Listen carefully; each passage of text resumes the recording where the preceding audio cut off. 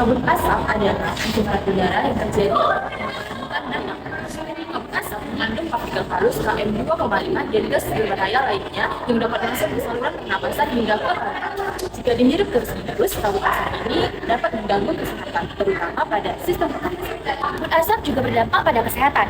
Contohnya ialah sesak nafas, batuk, sakit tenggorokan, iritasi mata, dan juga dapat menyebabkan infeksi saluran pernafasan atas ataupun ISPA. Anak-anak merupakan kelompok yang lebih rentan terhadap kabut asap. Hal ini karena sistem pernapasan mereka belum berkembang secara sempurna, sehingga mereka lebih mudah terkena dampak dari udara yang tercemar. Selain itu, anak-anak cenderung lebih aktif dan sering bermain di luar rumah, sehingga paparan asap menjadi lebih tinggi.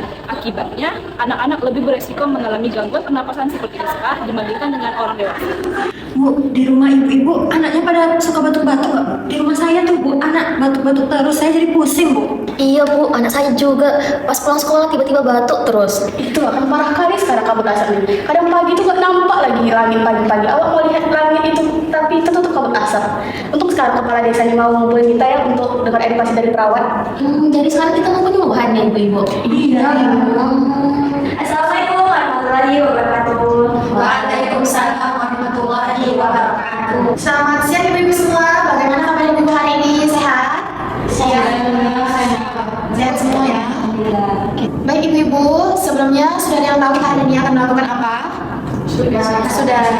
Ya kita akan melakukan penyuluhan ya hari ini. Sebelum kita lanjut ke kegiatan kita hari ini, sebelumnya perkenalkan, kami perawat dari Puskesmas Sidomulyo.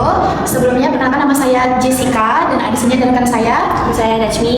Nah, di sini kami akan melakukan penyuluhan ataupun sosialisasi, di mana nanti kami akan memberikan informasi ataupun edukasi terkait bagaimana dan apa yang harus dilakukan saat kabut asap terjadi akibat kebakaran hutan dan lahan. Nah sebelumnya ibu-ibu udah tahu belum apa yang harus dilakukan ketika terjadi kabut asap akibat kebakaran hutan dan lahan? Saya tahunya kalau keluar rumah harus pakai masker, Nars. Iya betul sekali ya ibu, ketika terjadi kabut asap kita harus menggunakan masker.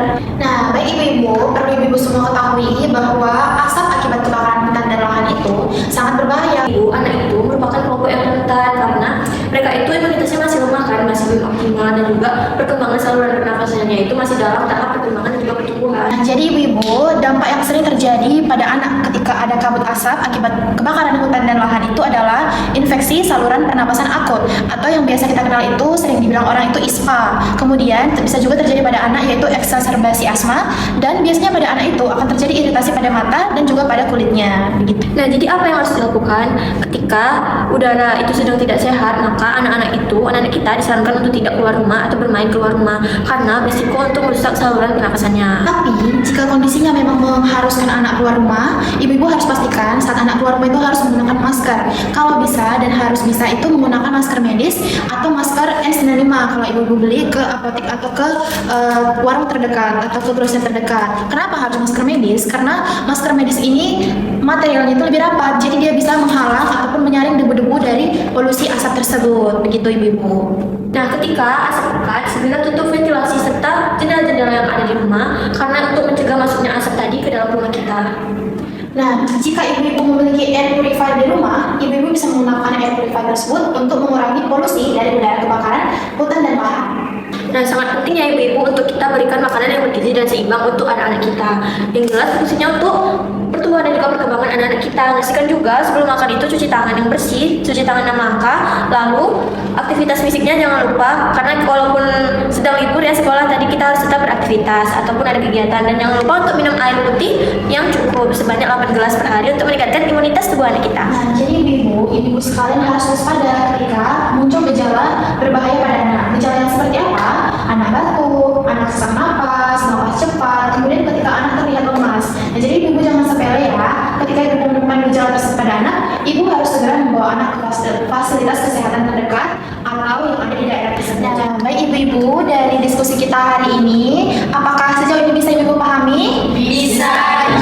Bisa ya, bagus sekali. Nah, kalau ibu-ibu sudah paham, saya mau minta satu dari ibu-ibu di sini menyimpulkan menyimpulkan hasil dari penyuluhan tadi. Ada yang mau? Saya nurse. Jadi yang tadi setelah nurse lakukan memberikan pendidikan kepada kami, jadi kami itu tahu bahwa ketika kan sekarang lagi asap ya, yang harus dilakukan itu adalah dengan seperti ventilasi itu ditutup, kemudian juga memakai masker, terutama untuk anak-anak, karena anak-anak itu kan dia lebih rentan untuk sakit ya. Terus tadi nurse juga kasih tahu kapan kita harus kayak ke puskesmas gitu, terutama ketika anaknya itu misalnya batuk, terus juga dia demam, pilek, dan juga ada sesak.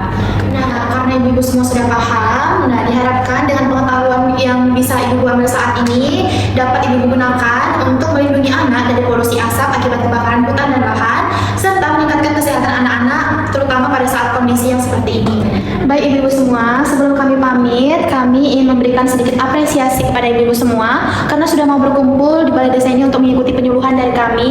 Nanti kami akan bagikan masker kepada ibu. Kali ini ibu semuanya sudah boleh berdiri ya. Kita ambil maskernya. Oke, mulai dari ibu yang berdiri sebelah sini, boleh ambil maskernya. Ibu sudah boleh pulang ya, semoga sehat selalu. Terima kasih, Nak. Terima kasih ibu. Terima kasih, Nak. Oke. Nanti ibu ya.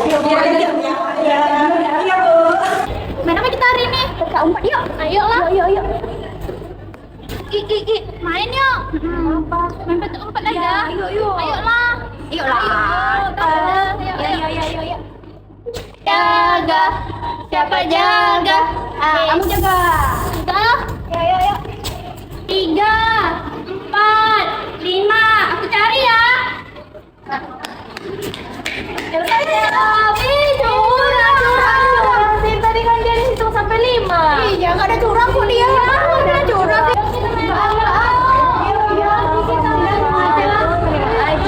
Adik-adik, ini kenapa kok main di luar? Lagi banyak asap loh. Bosan main, Kak. Iya, kan main di rumah bisa. Nggak enak. Nggak ada rame-rame. Iya. Ya udah gini ya, adik tuh boleh main, tapi harus pakai masker karena asapnya bahaya, bisa jadi sesak nanti kalian. Kakak punya masker kak? Bentar ya kakak punya. Nah ini kakak punya masker nih, gratis kok nggak bayar. Serius kak? Serius. Kasih kak. Iya. Ini pakainya gimana kak? Gak tahu. Mana nih pakainya kak? Jika masker sudah lembab atau kotor, segera ganti ya. Ketika kita melepas masker, jangan pegang bagian depan, cukup lepas dari talinya seperti ini. Tanda-tanda yang perlu diperhatikan ada antara lain batuk yang terus-menerus, sesak napas, mata merah dan terasa perih, tenggorokan sakit, serta badan lemas dan kurang aktif dari biasanya. Jika tanda-tanda ini tidak segera ditangani, maka kondisi anak akan semakin memburuk, seperti gangguan pernapasan lebih berat, badan yang terasa lebih lemah, hingga berisiko mengalami infeksi saluran pernapasan akut atau ISPA yang dapat membahayakan kondisi anak. Penanganan awal di rumah sangat penting, yaitu dengan yang pertama memastikan anak tetap di dalam rumah, menghindari aktivitas di luar, memakai masker jika keluar rumah, dan memperbanyak minum air putih, serta memperbanyak istirahat, serta memastikan kualitas udara di rumah bagus. Dengan cara, misalnya menutup ventilasi atau menggunakan penyaring udara jika tersedia. Jika kondisi anak batuk berat, sesak nafas, dan demam tinggi, segera bawa ke fasilitas terdekat. Selain itu, untuk menjaga daya tahan tubuh tetap stabil, kita harus mengkonsumsi makanan yang penuh nutrisi sehingga nutrisi kita menjadi lebih baik. Seperti banyak minum air, konsumsi buah-buahan yang kaya vitamin C, seperti apel, jeruk, dan jambu biji. Nah, selain itu juga bisa makan makanan yang tinggi protein seperti telur, ikan, dan juga tahu tempe. Nah, perlu diingat, hindari makan makanan instan yang berlebihan dan juga makan makanan manis, karena itu bisa membuat daya tahan tubuh kita lemah dan kita jadi lelah.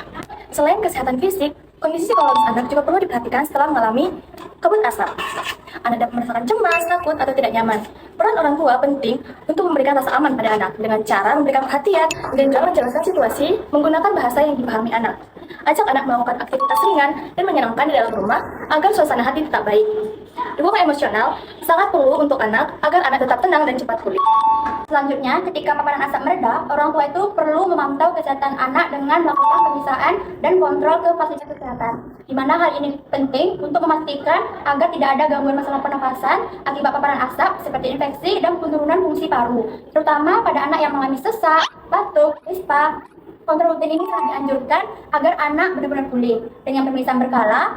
Masalah kesehatan telah dideteksi lebih dini dan ditangani dengan kondisi yang tepat. Nah, jadi sebaiknya orang tua terus menerapkan hidup bersih dan sehat, serta mengingatkan anak tentang pentingnya menjaga kesehatan, terutama ketika kualitas udara yang memburuk. Selain itu, ikuti informasi dari tenaga kesehatan atau fasilitas kesehatan mengenai kondisi lingkungan dan pencegahan yang tepat. Nah, dengan edukasi yang terus dilakukan, diharapkan orang tua bisa lebih siap dan saat menghadapi kondisi yang serupa ketika masa yang akan mendatang. Kesehatan anak merupakan investasi masa depan yang harus kita jaga bersama.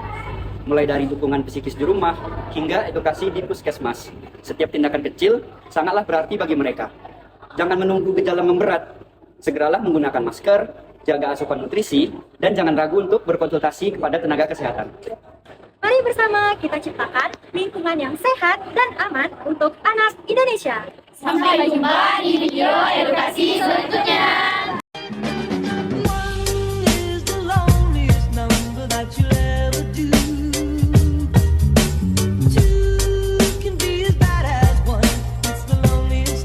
Since the number one